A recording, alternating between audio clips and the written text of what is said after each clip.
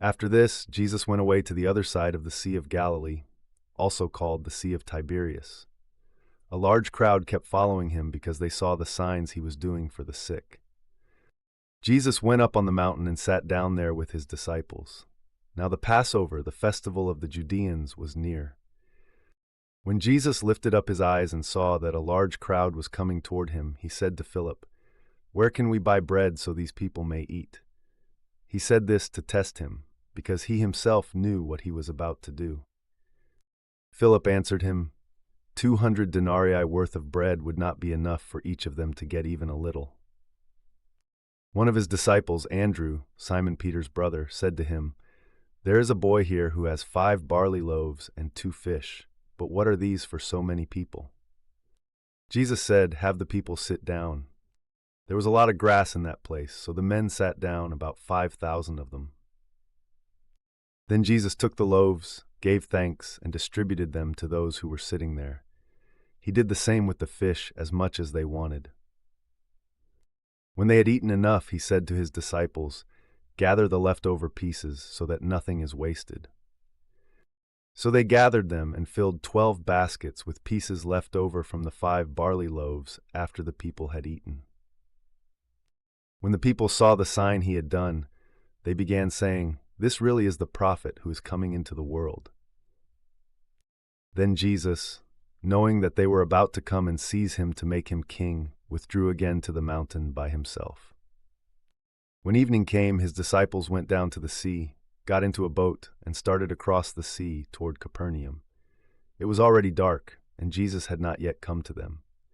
The sea was getting rough because a strong wind was blowing.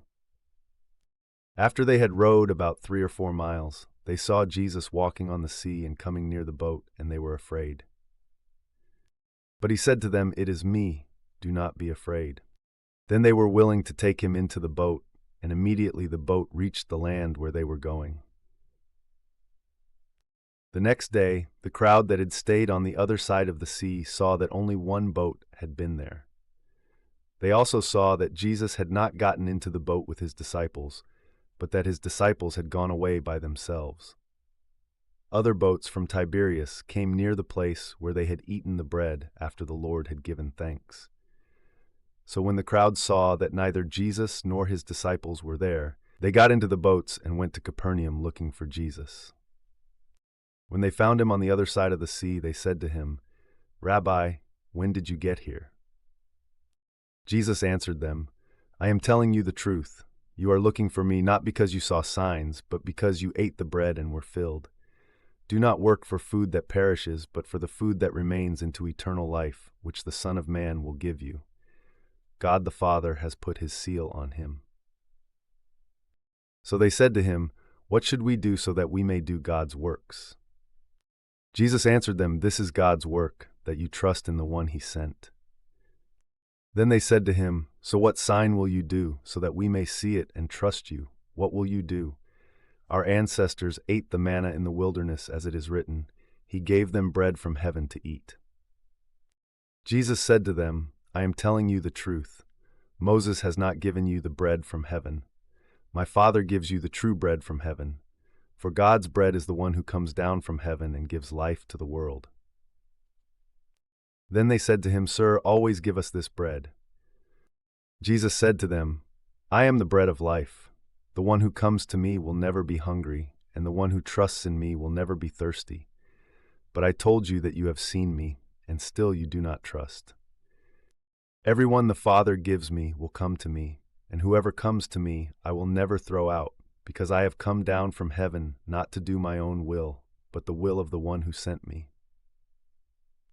This is the will of the one who sent me, that I should lose none of all he has given me, but raise it up on the last day. For this is my Father's will, that everyone who sees the Son and trusts in him should have eternal life, and I will raise that person up on the last day." Then the Judeans began grumbling about him, because he said, "I am the bread that came down from heaven." They said, "Isn't this Jesus, Joseph's son, whose father and mother we know? How can he now say, 'I have come down from heaven'?" Jesus answered them, "Stop grumbling among yourselves.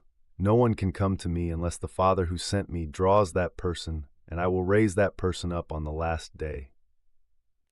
It is written in the prophets, they will all be taught by God. Everyone who has heard from the Father and learned comes to me. Not that anyone has seen the Father, except the one who is from God. He has seen the Father. I am telling you the truth. The one who trusts has eternal life. I am the bread of life. Your ancestors ate the manna in the wilderness, and they died. This is the bread that comes down from heaven, so that someone may eat from it and not die. I am the living bread that came down from heaven. If anyone eats from this bread, he will live forever. And the bread that I will give for the life of the world is my flesh. Then the Judeans began arguing with one another, saying, "How can this man give us his flesh to eat?" So Jesus said to them, I am telling you the truth. Unless you eat the flesh of the Son of Man and drink his blood, you do not have life in yourselves. The one who eats my flesh and drinks my blood has eternal life, and I will raise that person up on the last day. For my flesh is true food, and my blood is true drink. The one who eats my flesh and drinks my blood remains in me, and I remain in that person. Just as the living Father sent me, and I live because of the Father, so the one who eats me will live because of me. This is the bread that came down from heaven, not like the bread the ancestors ate and then died. The one who eats this bread will live forever. He said these things while teaching in a synagogue in Capernaum. When many of his disciples heard this, they said, "This teaching is hard. Who can accept it?" But Jesus, knowing in himself that his disciples were grumbling about this, said to them, "Does this make you stumble? Then what if you see the Son of Man going up to where he was before?